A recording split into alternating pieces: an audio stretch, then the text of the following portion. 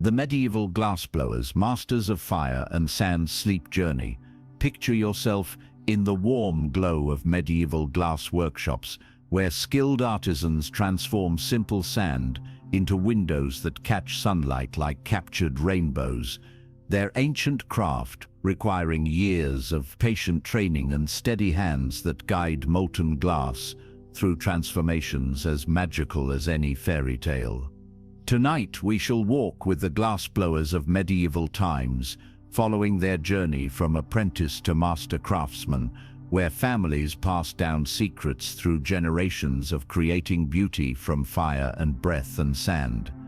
These were not factory machines or mass production, but individual artists who shaped each piece by hand, using techniques learned from their fathers and grandfathers, building workshops that served entire kingdoms with windows for cathedrals, bottles for medicines, and vessels so beautiful that nobles traveled great distances just to see the glassblowers' latest creations. In this time of handmade craftsmanship and artistic dedication, when a single stained glass window might take months to complete, passing through many skilled hands in the workshop, glassblowers were like magicians who captured light itself, bringing not only practical items but also wonder, beauty, and joy that brightened the lives of everyone who saw their crystal-clear handiwork. Let us walk now with their glowing stories, as warm as the furnace fires that never sleep, as delicate as spun glass cooling in the evening air, as timeless as people wanting to create lasting beauty that has drawn artisans to their workshops since glass was first discovered, centuries ago in distant lands. Imagine yourself standing beside Master Giovanni in his glass-blowing workshop in the prosperous city of Venice during the golden autumn of 1456, where 3 generations of the Bellicorti family have perfected the ancient arts of glassmaking, their reputation for creating the finest crystals spreading throughout Europe and bringing customers from royal courts and wealthy merchant families. The workshop contains 5 great furnaces that burn day and night, each one designed for different temperatures needed in glass creation, with special chambers for melting sand and other materials. Master Giovanni understanding every detail of fire management to ensure that delicate glass pieces are created perfectly despite the challenges of maintaining exact heat levels, wind changes, and the precise timing needed for shaping molten glass before it cools and hardens. Ela, Master Giovanni's talented daughter who has learned glassblowing despite the tradition of male-only workshops, specializes in creating the delicate glass beads and small decorative items that require the finest hand control, her natural artistic ability and patient practice, enabling her to create jewelry and ornaments that rival the work of any master craftsman in the city. Young Margot, a 16-year-old apprentice who has worked in the Bellicorti workshop 3 years, practices the basic skills needed for advanced glassblowing, learning how to maintain perfect furnace temperatures, understanding how to prepare glass mixtures that will create different colors and textures, and developing the breath control and hand coordination needed for shaping molten glass into useful and beautiful objects. Pietro, Master Giovanni's experienced partner who oversees the workshop's business relationships, manages orders from churches and wealthy families throughout Italy, his knowledge of different glass types and their uses, making him valuable for planning complex projects that require coordination between multiple craftsmen working together on cathedral windows and palace decorations. The workshop's daily routine follows patterns developed through generations' glassmaking tradition, beginning before dawn with lighting the furnaces and preparing materials, continuing with morning work during the best light for detailed decoration, pausing for communal meals and discussion of ongoing projects, and ending with preparation for tomorrow's glass creation work. Lucia, an expert glass painter who has decorated windows for 25 years, creates the intricate designs and religious scenes that make church windows true masterpieces of medieval art. Her deep understanding of glass properties and paint chemistry, ensuring that each window will remain colorful and beautiful for centuries of worship and admiration. The glass-making process requires many specialized techniques that demand different skills and careful timing, melting sand and other materials at exact temperatures, gathering molten glass on long metal rods called pontols, shaping the hot glass through breathing and turning, adding colors through mixing in powdered metals, and cooling finished pieces slowly to prevent cracking from temperature changes.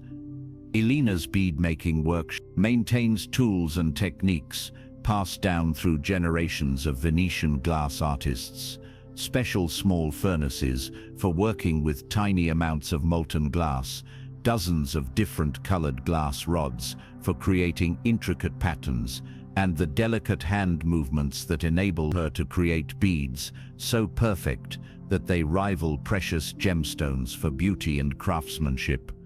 Young Margot learns the careful balance between heat and timing that separates successful glass blowing from broken pieces, practicing basic vessel shapes until each bowl and cup emerges perfectly round and smooth, understanding the rhythm of breathing that inflates hot glass without creating weak spots, and developing the artistic eye needed for recognizing when a piece has achieved the ideal shape and thickness.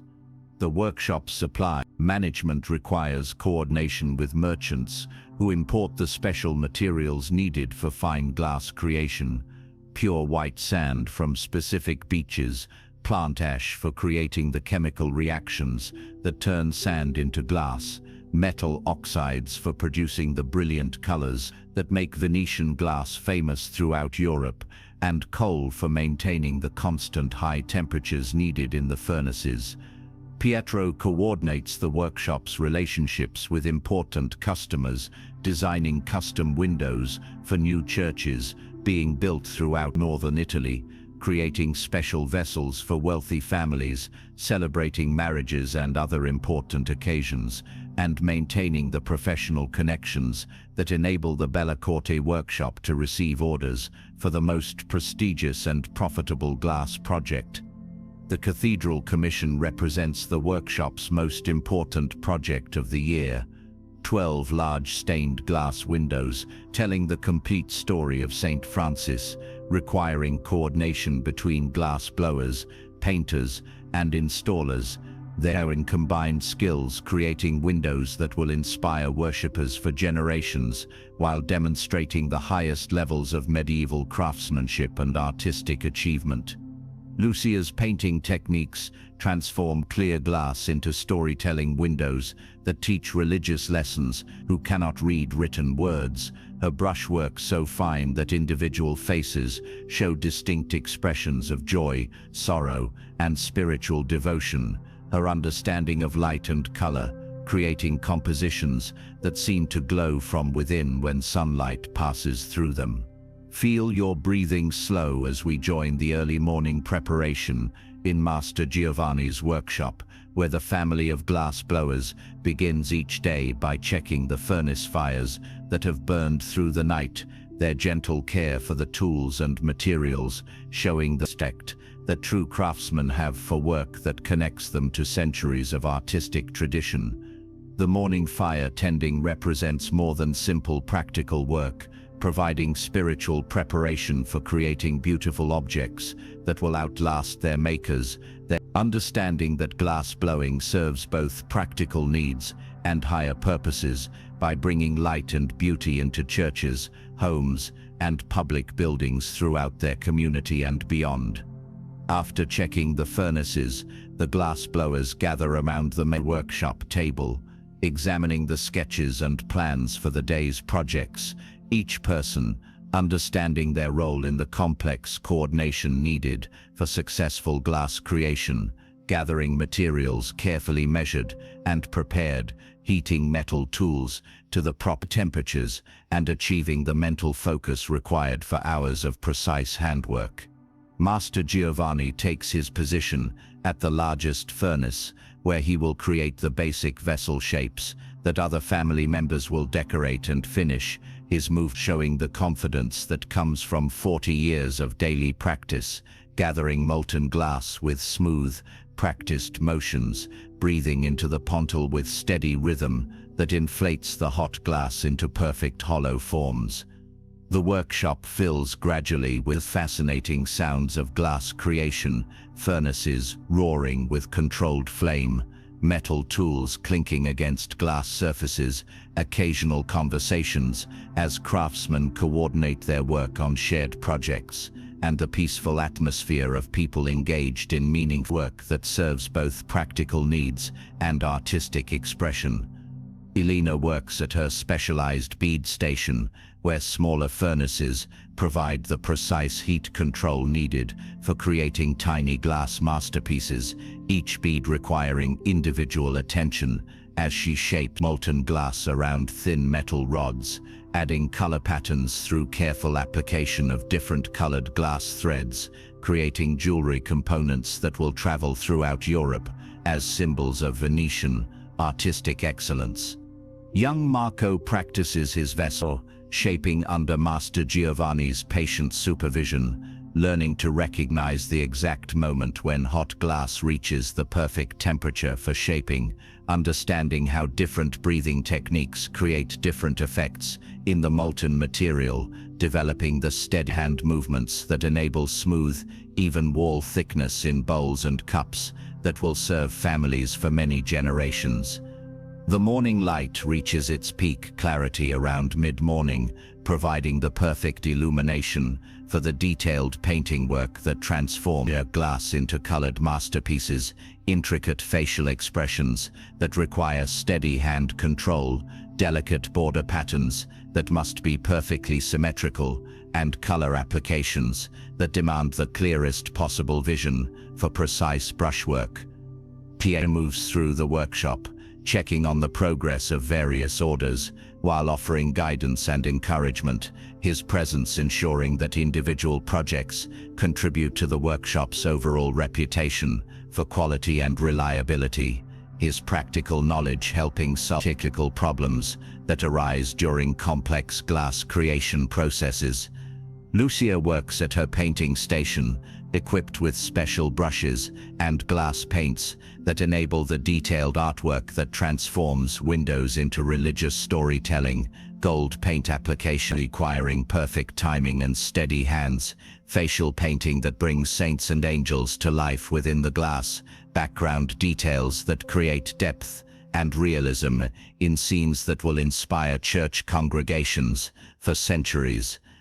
As midday approaches, glassblowers pause for their communal meal, carefully banking their furnaces to maintain heat while they rest, covering work in progress to protect it from dust and temperature changes, gathering in the workshop's eating area where simple food and quiet conversation restore energy for continued productive work throughout the afternoon hours. The afternoon work session focuses on the finishing techniques that transform basic glass shapes into completed masterpieces, adding handles and spouts to vessels, attaching decorative elements created separately, applying final paint details that complete religious scenes, and beginning the slow cooling process that prevents finished pieces from cracking due to rapid temperature changes. Elena spends her afternoon creating the most challenging bead designs, incorporating gold leaf into glass surfaces,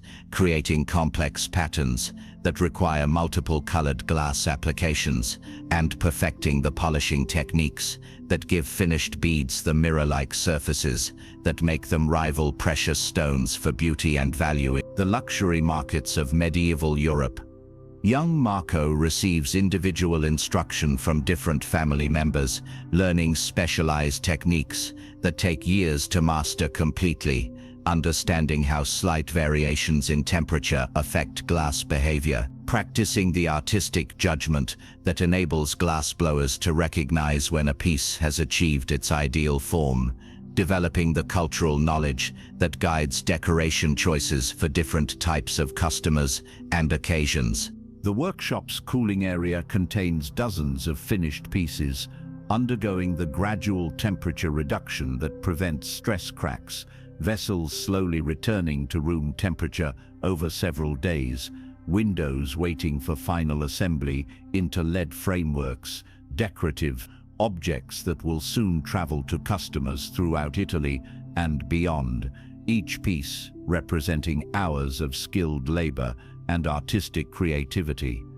Pietro coordinates the workshop's shipping and delivery services, arranging transportation for fragile glass pieces, customers in distant cities, developing packaging techniques that protect valuable items during long journeys by cart and ship, maintaining the communication networks that enable the Bellicorti family to build lasting relationships with customers who return repeatedly for additional glass creations. The cathedral window project advances through careful collaboration between all workshop members, Master Godwin creating the basic glass panels in exact sizes specified by the church architects, Lucia painting the religious scenes that tell St. Francis's story, Elena adding decorative border elements, and Pietro managing the complex installation schedule that coordinates with church construction progress.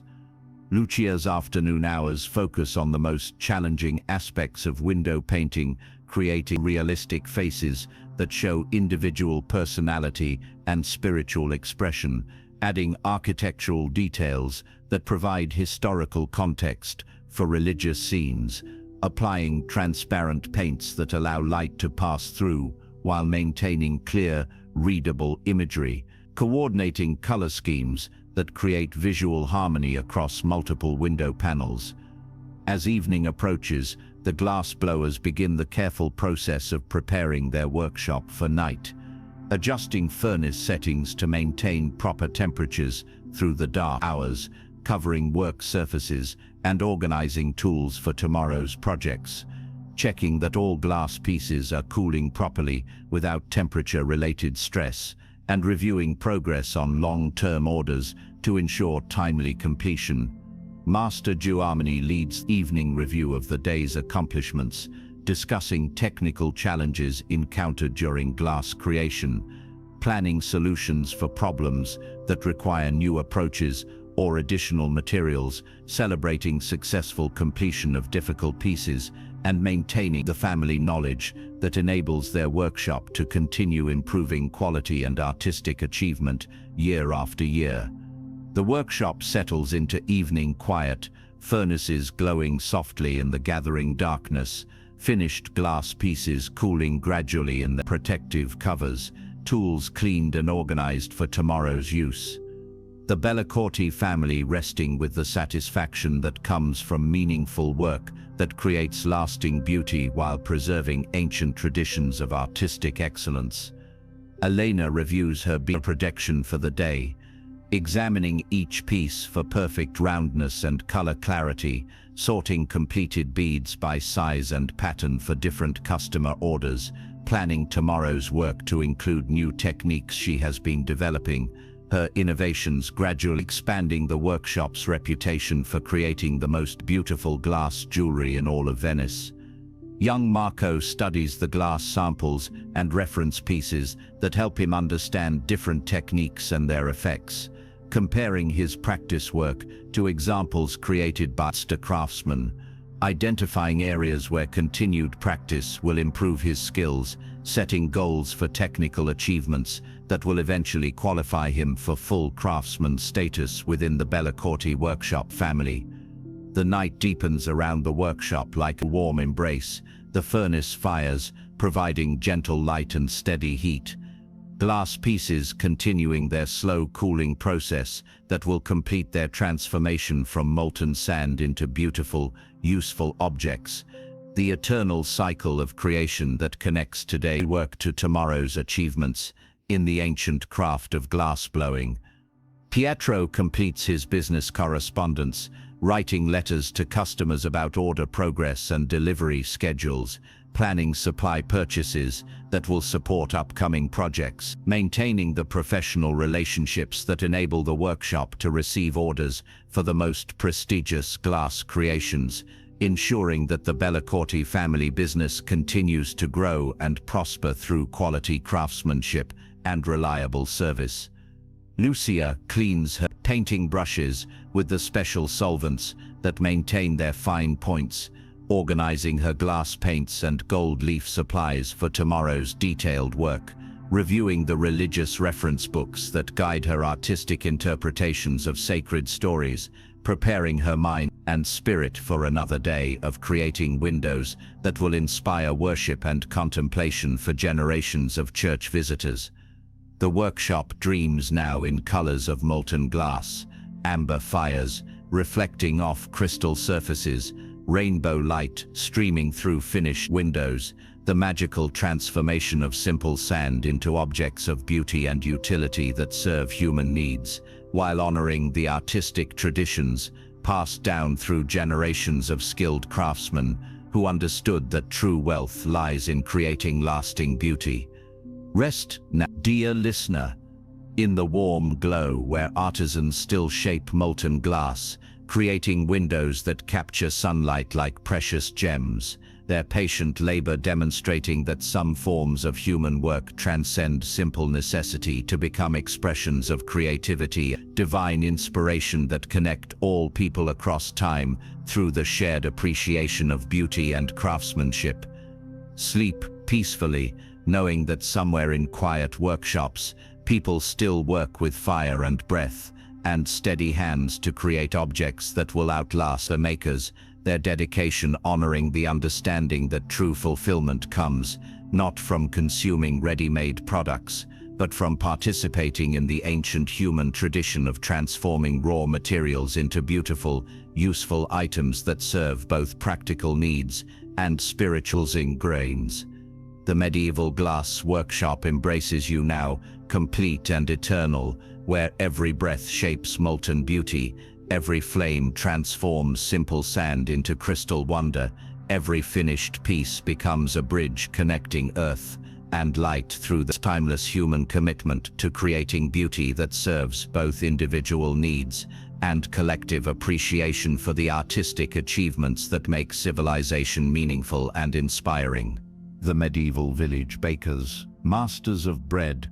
and community sleep journey. Picture yourself in the warm comfort of medieval bakeries, where skilled bakers rise before dawn to create the daily bread that feeds entire villages, their ancient ovens filling stone buildings with the most wonderful aromas that have welcomed people home for thousands of years.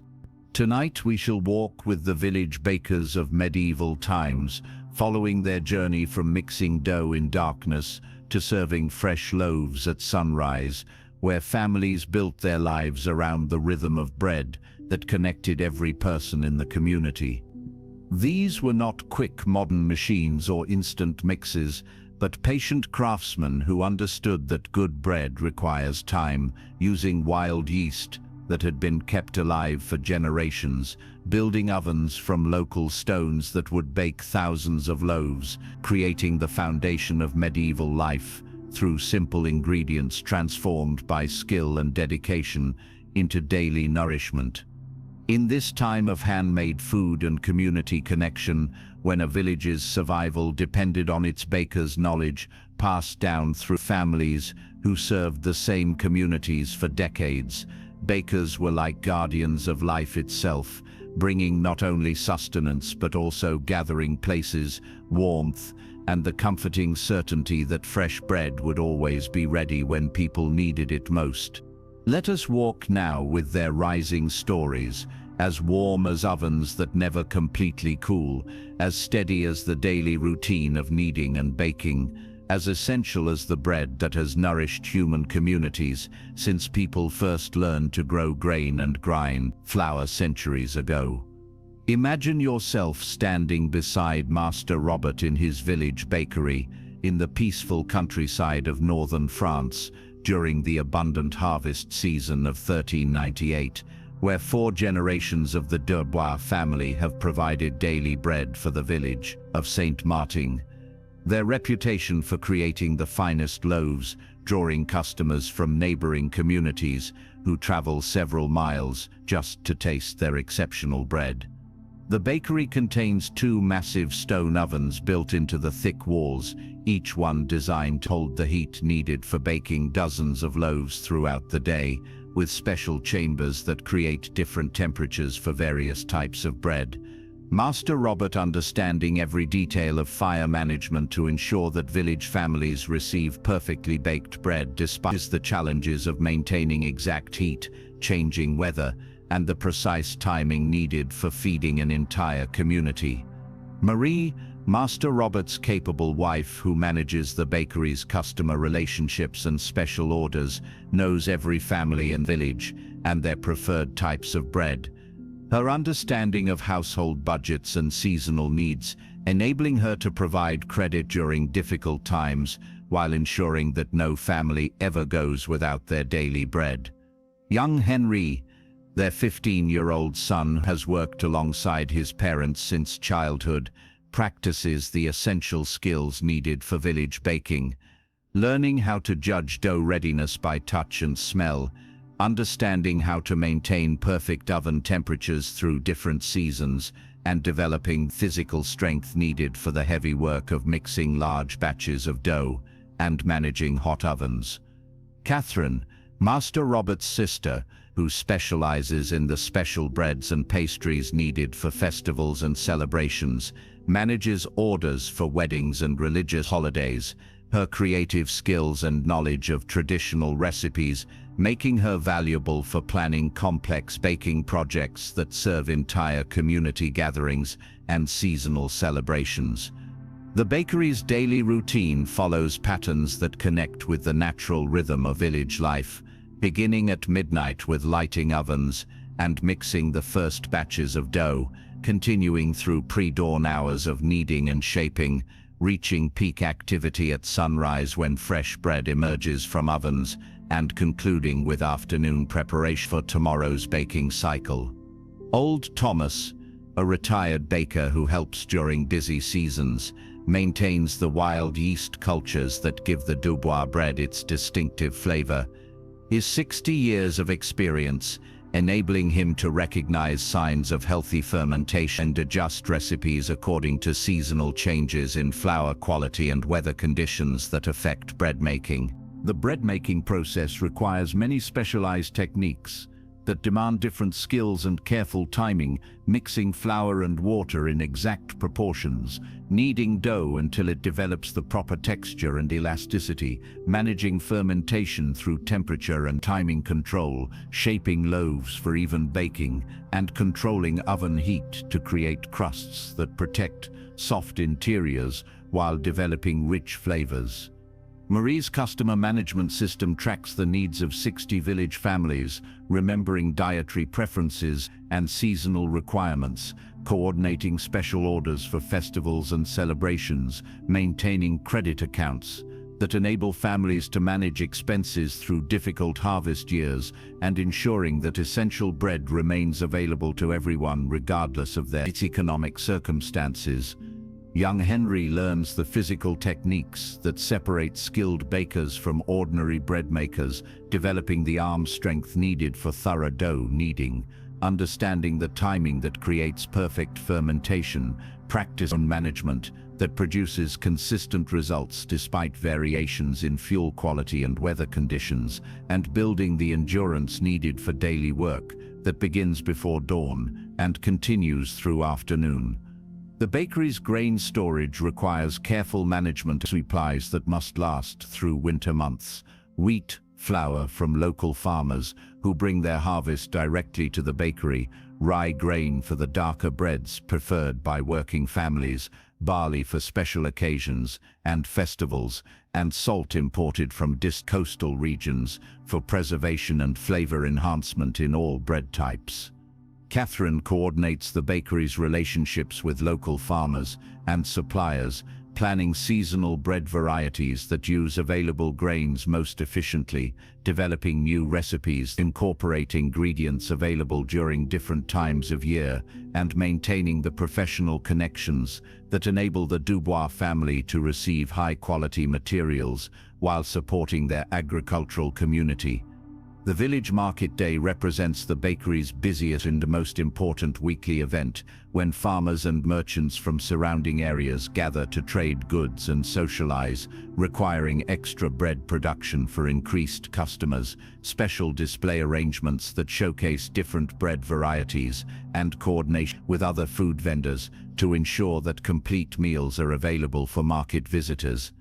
Old Thomas's yeast cultivation techniques preserve living cultures that have been maintained by bakers for hundreds of years, understanding the feeding schedules that keep wild yeast healthy and active, recognizing signs of contamination that could ruin entire batches of bread. Maintaining backup cultures that protect against accidental loss, and sharing knowledge with other bakers to preserve traditional bread-making methods throughout the region. Feel your breathing slow as we join the midnight preparation in Master Robert's warm bakery, where the family of bakers begins each day by rekindling fires that have smoldered through the night, their gentle movements in the darkness showing the respect that dedicated craftsmen have for work that serves essential community needs through ancient traditions of nourishment and care. The midnight fire lighting represents more than simple practical work, providing spiritual preparation for creating food that will sustain their neighbors through another day, their understanding that baking serves both physical hunger and deeper human needs for community connection, comfort, and the security that comes from knowing reliable food sources exist within walking distance of every home. After lighting ovens, the bakers gather around their main work table, measuring flour and water according to recipes refined through generations of daily practice, each person understanding their role in the complex coordination needed for feeding an entire village. Gather ingredients carefully stored from yesterday's preparation, heating water to exact temperatures, and achieving the mental focus required for hours of physical labor. Master Robert begins the first batch of daily bread, combining flour and water with that show 40 years of experience, adding the wild yeast cultures that will transform simple ingredients into nourishing food, kneading with steady rhythm that develops proper gluten structure, his hands reading the dough's texture to determine exactly when it has reached ideal consistency for rising. The bakery fills gradually with the comforting sounds of bread preparation, wooden paddles scraping against mixing bowls, dough slapping against work surfaces during kneading, quiet conversations as family members coordinate their work, and the peaceful atmosphere of people engaged in essential work that has sustained human communities since agriculture began thousands of years ago.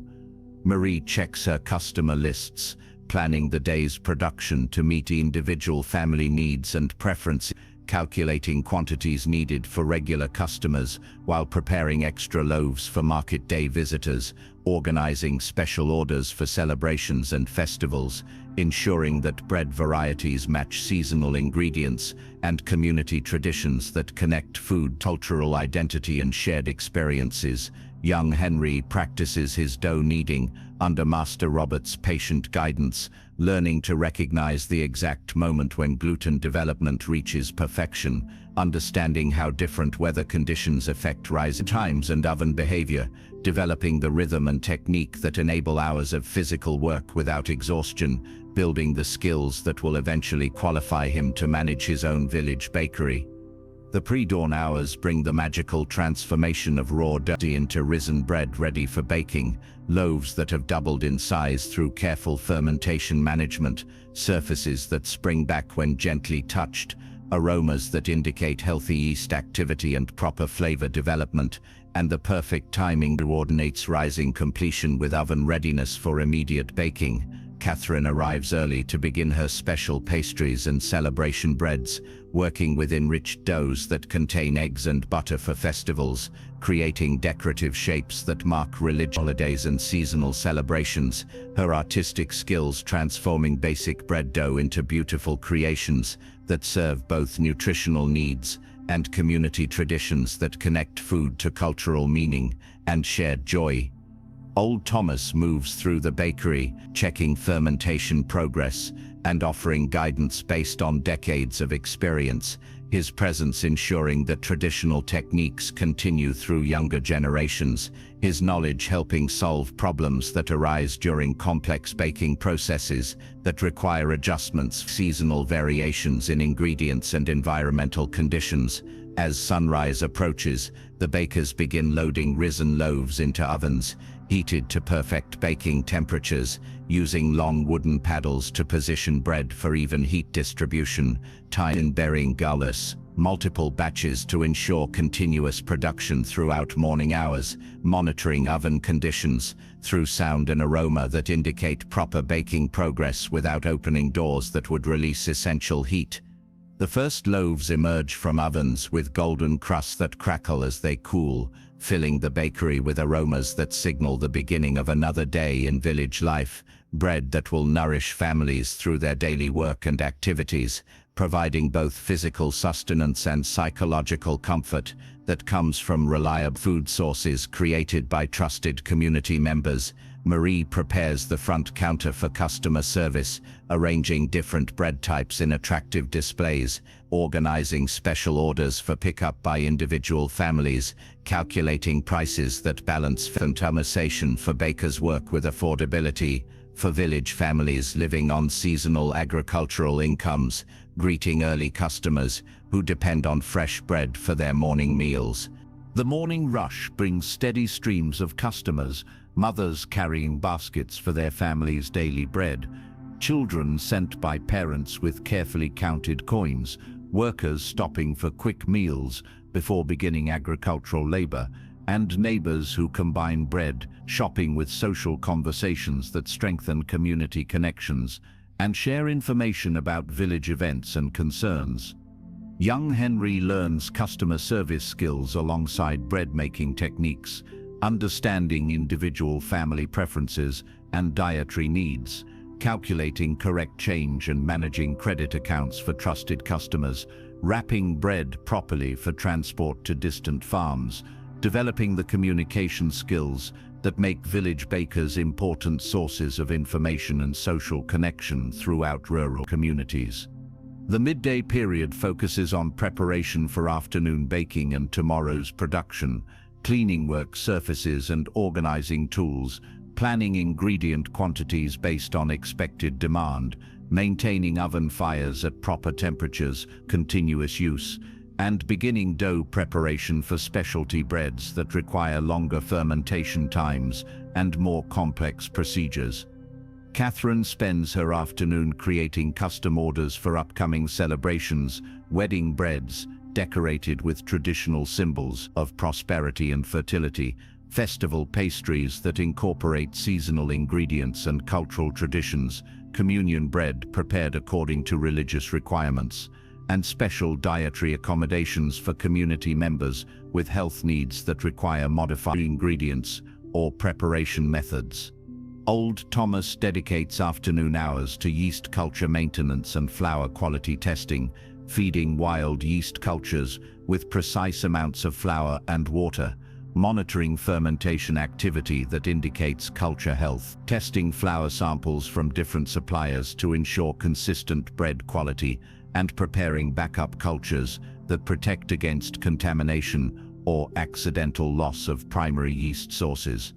The village storytelling tradition often centers around the bakery during afternoon hours when work pace slows enough for social interaction, customers lingering to share news and gossip, children listening to old tales while waiting for special treats, and the bakery serving as an informal community center that strengthens social bonds, shared food experiences, and cultural continuity. Marie manages the bakery's financial records and community relationships, tracking customer credit accounts with careful attention to family circumstances, negotiating payment arrangements that enable struggling families to maintain access to essential food, coordinating with local officials about grain supplies and market regulations, and maintaining the trust that makes community-based food systems possible in medieval village economies.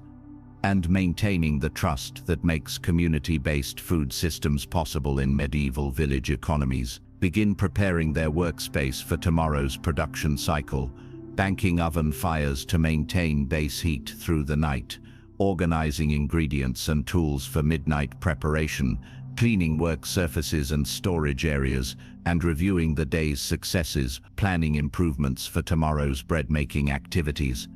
Master Robert leads the evening assessment of daily accomplishments, discussing technical challenges encountered during bread production, evaluating customer feedback and requests for new bread varieties, celebrating successful completion of special orders, and maintaining the family knowledge that enables their bakery to continue serving community needs while adapting to changing circumstances and seasonal variations. The bakery settles into evening quiet, ovens cooling gradually after their day of continuous use, tomorrow's ingredients measured and ready for midnight preparation, tools cleaned and organized for efficient workflow, the Dubois family resting with satisfaction that comes from essential work that nourishes their community while preserving ancient traditions of bread making and village life. Young Henry reviews his progress in mastering baker's skills, comparing his bread to examples produced by experienced family members, identifying techniques that need continued practice, refinement, setting goals for technical achievements that will advance his development toward full baker status, understanding that bread making connects him to generations of ancestors who sustained their communities through dedicated craftsmanship. The night deepened around the village like a peaceful blessing, the bakery's stone walls retaining warmth from the day's baking, wild yeast cultures continuing their slow fermentation that will create tomorrow's bread, the eternal cycle of nourishment that connects daily work to community survival through the ancient human tradition of transforming grain into bread that sustains life and builds civilization. Catherine organizes her special order materials and recipe notes, planning decorative elements for upcoming celebrations, preparing ingredient lists for complex pastries that require advanced preparation, maintaining the artistic knowledge that enables food to serve cultural and spiritual needs beyond simple nutrition, ensuring that community traditions continue through food customs that connect people to their heritage, shared identity. Old Thomas cures his yeast cultures for overnight maintenance, checking temperature and moisture conditions that keep wild yeast healthy during periods of reduced activity, preparing feeding schedules that will maintain culture strength, seasonal changes, recording observations about fermentation patterns that guide adjustments in bread-making techniques, preserving living traditions that connect current baking to centuries of accumulated knowledge and experience. The village sleeps now surrounded by the comfort of daily bread, ovens that will rekindle before dawn to begin another cycle of nourishment, families resting with the security that comes from reliable food sources created by trusted neighbors, the ancient rhythm of grain and fire, and human skill that has sustained communities through countless generations of shared meals and cultural continuity. Rest now, dear listener, in the warm embrace where bakers still rise before dawn, creating bread that connects past and future through the eternal human need for nourishment and community, their dedicated labor demonstrating that some forms of work transcend simple economic exchange to become expressions of care and commitment that bind people together through shared food and mutual support. Sleep peacefully, knowing that somewhere in quiet villages, people still work with flour and water and patient hands to create daily bread that nourishes both body and spirit, their dedication honoring the understanding that true wealth lies not in accumulated possessions, but in the skills and relationships that enable communities to care for their members through essential work that serves both individual needs and collective well-being. The medieval cathedral embraces you now, complete and eternal, where every carved stone becomes a prayer in limestone, every flying buttress becomes a bridge between earth and heaven, every completed arch becomes a doorway connecting human craftsmanship to divine inspiration through the timeless commitment to creating sacred architecture that makes worship possible and meaningful for all people who seek beauty and transcendence in their spiritual lives. The medieval herb gatherers, healers of forest and field sleep journey. Picture yourself walking through misty medieval forests at dawn, where skilled herb gatherers collect nature's healing treasures, their gentle knowledge passed down through generations like precious family secrets. Tonight we journey to the peaceful world of medieval healers who worked not with modern medicines, but with the simple wisdom of plants and flowers, roots and leaves that grew wild in forests, and carefully tended monastery gardens. Let us walk now with their gentle stories, as quiet as morning dew on meadow grass, as steady as the changing seasons that guided their work, as timeless as people caring for each other with nature's gifts. In the year 1356, in the rolling hills of southern France, lived a family whose days began before sunrise, not to rush to busy jobs, but to walk quietly through forests and fields, gathering the healing plants that would help their village through another peaceful day. Master Godwin, herb gatherer, woke each morning as roosters called across the village, his weathered hands already knowing which plants would be ready for gathering, which leaves would hold the most healing power, which roots would be perfect for winter remedies. His daughter, Margot, now 20 years old, had learned her father's gentle craft since she could barely walk, her sharp eyes spotting healing plants that others might pass by, her careful hands knowing exactly how to gather each leaf and flower, so the plant would continue growing for years to come.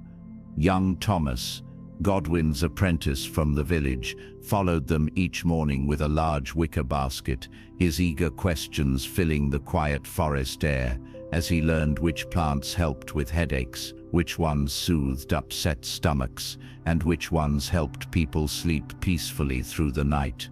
Their work began in the herb garden behind Godwin's cottage, where rows of carefully tended plants grew in neat lines, some for cooking that added flavor to simple meals, others for healing that helped when someone felt unwell, and special ones for the monastery brothers, who needed particular medicines for their prayers and studies. Margot knelt beside the chamomile flowers, their tiny white petals soft as baby breath, carefully picking only the best blooms, leaving smaller ones to grow larger in the coming days, her movements gentle and respectful, like someone gathering gifts from a dear friend.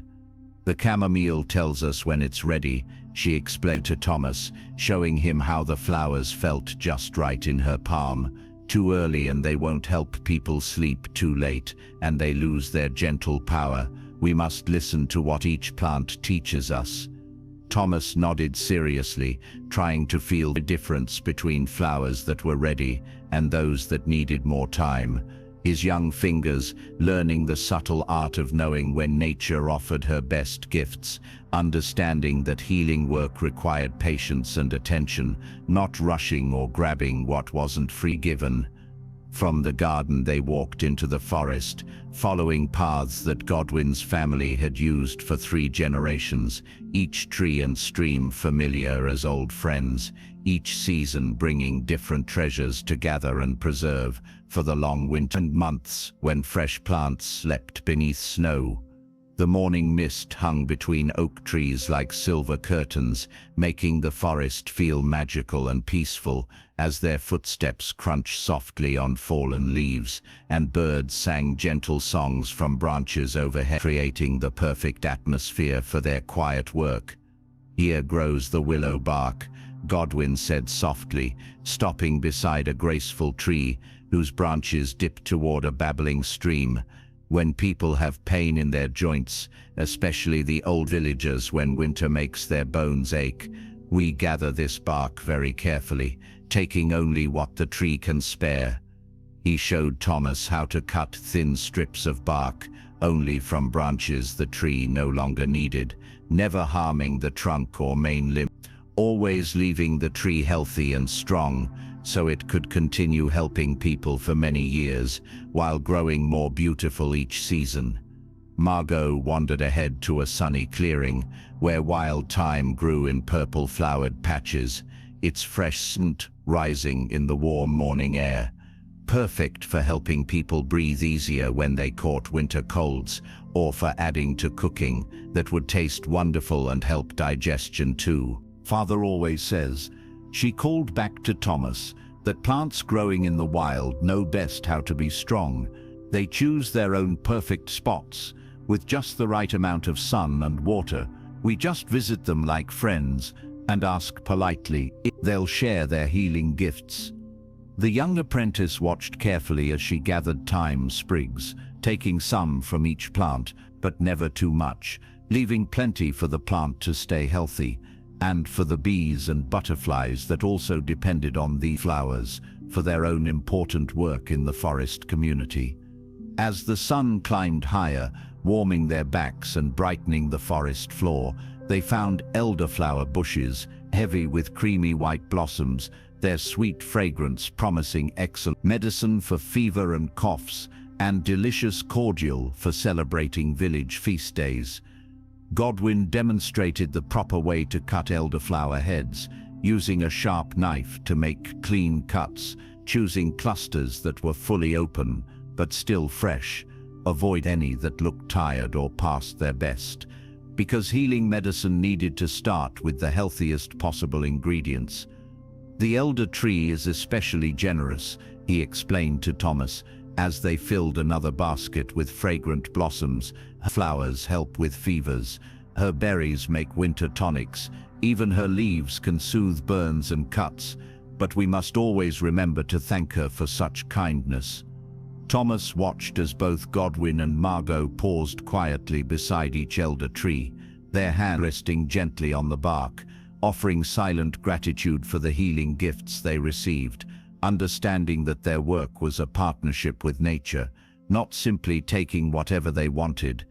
By mid-morning, their baskets overflowed with nature's pharmacy: chamomile for peaceful sleep, willow bark for aching joints, thyme for breathing problems, elderflowers for fevers and celebration, and dozen of other plants, each with their own special healing powers. They walked home through village streets. Neighbors called friendly greetings, knowing that Godwin's family provided the gentle medicines that kept everyone healthy. Children waved from doorways, mothers smiled gratefully, remembering times when herb remedies had helped their families feel better.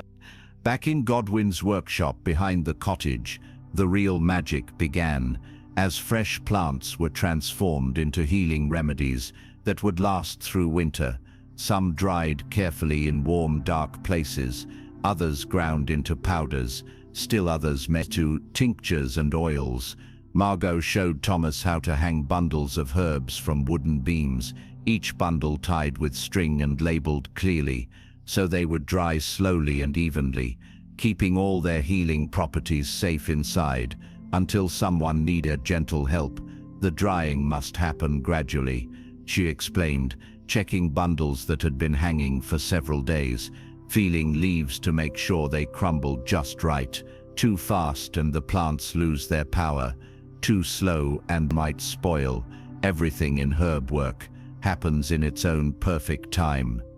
Thomas learned to grind dried herbs with a wooden pestle and mortar, the rhythm slow and steady like a gentle heartbeat, as leaves and flowers became fine powders that could be mixed into teas or healing salves, each powder a different color and scent, creating a rainbow of natural medicines. In the corner of the workshop, glass jars lined wooden shelves, each one carefully labeled with its contents and the date of gathering. Chamomile gathered on St. John's Day, willow bark collected during the waning moon, elderflower picked at dawn in early summer. Godwin taught Thomas that timing mattered in herb gathering. Just as farmers knew when to plant and harvest crops, healers knew when plants held their strongest medicine. Some herbs worked best gathered in morning dew, others in the heat of midday sun, still others by moonlight when their power was deepest. Our grandmothers and grandfathers learned these secrets, Godwin said quietly, as they worked together preparing winter remedies, watching plants through many seasons, noticing when they helped people most, testing and learning until they understood each plant's special gifts. Margot prepared a special salve for the village blacksmith, whose hands often burned from working with hot iron, mixing calendula petals with healing oils, stirring slowly until the mixture became smooth and golden, like sunshine captured in a small clay pot.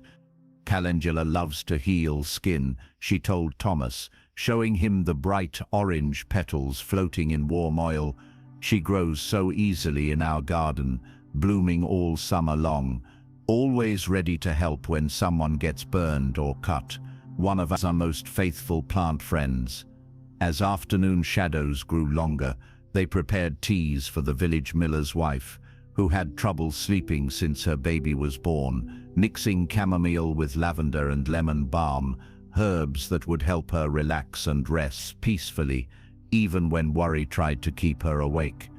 Thomas measured each herb carefully, learning that healing teas needed just the right balance. Too little and they wouldn't help enough, too much and they might be too strong, finding a gentle middle path that brought comfort without causing problems. When we make medicine for others, Godwin explained, watching Thomas work with growing confidence, we hold their well-being in our hands. This teaches us to be very careful, very thoughtful, and always humble about the responsibility we carry. Evening approached as they finished their daily work, herbs hanging in neat bundles overhead, jars filled with healing powders and oils, tomorrow's remedies prepared with love and care.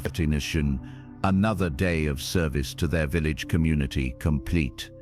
Margot cleaned the workshop tools, washing pestle and mortar with clear water, wiping down the wooden shelves, making sure everything stayed clean and organized, because healing work required cleanliness and order, showing respect for the sacred nature of their craft.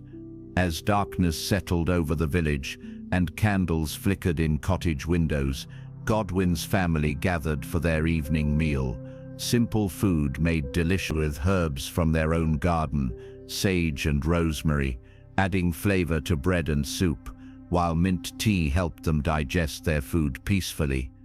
Tomorrow we'll visit the monastery, Godwin told Thomas as they shared their quiet meal. Brother Benedict needs herbs for the scriptorium, plants that help with eye strain from copying manuscripts, and others that keep mice away from precious books.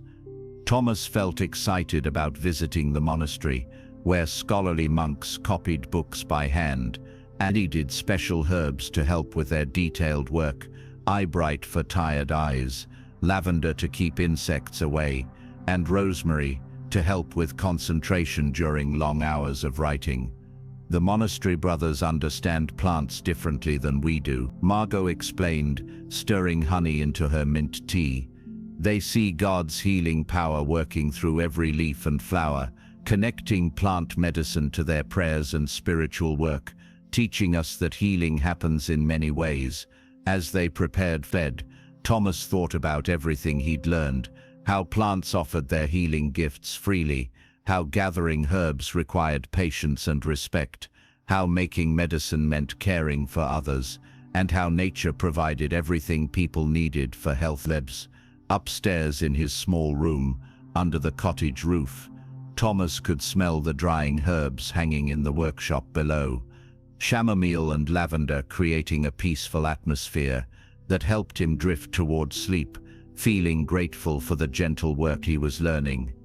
The next morning brought soft autumn rain, perfect weather for indoor work, as Godwin's family spent the day making healing oils, grinding herbs into fine powders, and preparing special remedies for winter illnesses that always arrived with cold weather. Margot taught Thomas how to make cough syrup, using honey from the village beekeeper, mixed with elderberries and thyme, herbs that would help people feel better when winter colds made breathing difficult and cough kept families awake at night. Honey is nature's own medicine, she explained, warming the golden syrup gently over colds. It never spoils, it fights infection, and it makes bitter herbs taste sweet. The bees gather nectar from healing plants, so their honey carries plant medicine too.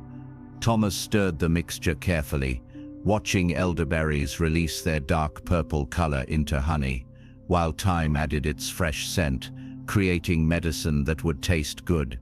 Even children would take it willingly when they needed help feeling better. In the afternoon, despite the gentle rain, they walked to the monastery, carrying baskets of carefully prepared herbs, wrapped in clean cloth to keep them dry, their footsteps quiet on wet paths as they approached the peaceful religious community. Brother Benedict welcomed them at the monastery gate, his kind face lighting up when he saw their herb baskets, knowing these healing plants would help the monks continue their important work, copying books and preserving knowledge through the long winter months ahead. The Eyebright arrived just in time, Brother Benedict said gratefully, examining the fresh herbs Margot had gathered. Several of our scribes have been straining their eyes, working on illuminated manuscripts by candlelight. This will help them see clearly again. Thomas watched as monks received their herb delivery, treating each plant with reverence and gratitude, understanding that healing herbs were gifts from heaven, working through earthly plants to help people serve God better by maintaining their health and strength. Brother Benedict showed them through the monastery herb garden, where religious communities had grown healing plants centuries, each bed carefully planned and maintained, following ancient traditions of monastic medicine that combined prayer with plant healing. We grow the same herbs our founders planted 200 years ago, Brother Benedict explained, pointing to neat rows of medicinal plants, recipes for healing teas and salves, copied into our books alongside prayers and scripture, because caring for sick people is holy work. Thomas saw lavender growing in purple lines, rosemary spreading its aromatic branches, calendula blooming bright orange, even in autumn rain, and dozens of other healing plants that monks used to treat illness and maintain the health of their spiritual community. In the monastery workshop, Brother Benedict showed them how monks prepared their own remedies, following recipes written in beautiful manuscripts, combining plant medicine with prayers, believing that healing came from both herbs and faith, working together for wholeness. When we make medicine, Brother Benedict said quietly, grinding herbs with an ancient pestle and mortar, we pray for the people who will use it, asking God to bless our work and help these plants bring comfort and healing to anyone who needs their gentle power. Margot exchanged knowledge with the monastery herbalist, learning new recipes for headache remedies, sharing her family's secrets for treating digestive problems, both traditions growing stronger through generous sharing of healing wisdom. As evening approached, they walked home through rain-washed countryside, their baskets now filled with monastery herbs, traded for their own healing plants, creating connections between different healing communities that made everyone in medicine more effective. Back in their workshop, by candlelight and firelight, Godwin's family continued their gentle work, preparing winter remedies that would help their village stay healthy through cold months ahead, when healing plants slept beneath snow. Thomas learned to make warming salves for joints that ached in cold weather, mixing herbs that brought heat and comfort to elderly villagers whose bones felt winter's chill. Understanding that plant medicine could bring relief, many different kinds of suffering. Each plant teaches us something different, Godwin said softly as they worked together in the cozy workshop. Willow shows us how to ease pain, chamomile teaches peaceful rest, thyme helps us breathe freely. Together they create a symphony of healing. Margot prepared special herbs for pregnant women in the village, gentle plants that would help them feel comfortable during the months of waiting for new babies, raspberry leaf for strength, ginger for morning sickness, plants that had helped mothers for countless generations. As late autumn turned toward winter, their workshop filled with dried herbs and prepared remedies, enough healing medicine to help their village through the coldest month. When people needed extra support to stay warm and healthy, Thomas had learned to recognize dozens of healing plants, understanding their different uses and preparations, knowing when to gather each one, how to dry and store them properly, and most importantly, how to use them safely to help others. Healing work is about more than knowing plants, Godwin told his young apprentice as winter's first snowflakes began falling. It's about caring for your community, listening to what people need, and offering help with a generous heart. The first winter storm brought villagers to their door, seeking remedies for colds and coughs, warmth-bringing teas for chilled bodies, soothing salves for wind-burned skin, each person receiving exactly what they needed from the abundant store of healing herbs. Margot prepared elderberry syrup for children, making it sweet enough that little ones would take their medicine willingly, while parents learned how to brew healing tea that would help whole families stay healthy through winter's challenges. Thomas assisted with every preparation, measuring herbs carefully, explaining their uses to grateful villagers, feeling proud to be part of this healing tradition that connected plants and people in relationships of mutual care and respect. On quiet winter evenings, when snow fell softly outside, Godwin would tell stories of plant medicine, ancient wisdom passed down through generations, of how their ancestors learned to work with healing herbs, creating traditions that kept communities healthy. Long ago, Godwin would begin, as they sat around the fire, with the scent of drying herbs filling the air. People discovered that plants wanted to help them. Each forest and meadow offered different gifts, teaching humans how to live well in partnership with nature's abundance. Thomas learned that herb gathering was never just about taking plants, but about understanding the relationship between people and the natural world, how humans could receive healing gifts, while also protecting and nurturing the plant communities that supported them. As winter deepened and snow covered the countryside, Godwin's work remained warm and busy, filled with the healing scents of summer's herbs, preserved and prepared for winter's needs, connecting the bright growing season with the quiet resting time. Their gentle work continued through the dark months, helping villagers stay healthy when cold weather stressed their bodies, providing comfort and healing through plant medicines prepared with care and offered with love. The herb gatherer's tradition lived on, passed from teacher to student, from parent to child, preserving ancient wisdom about plants and healing that connected people to the earth and to each other through shared care.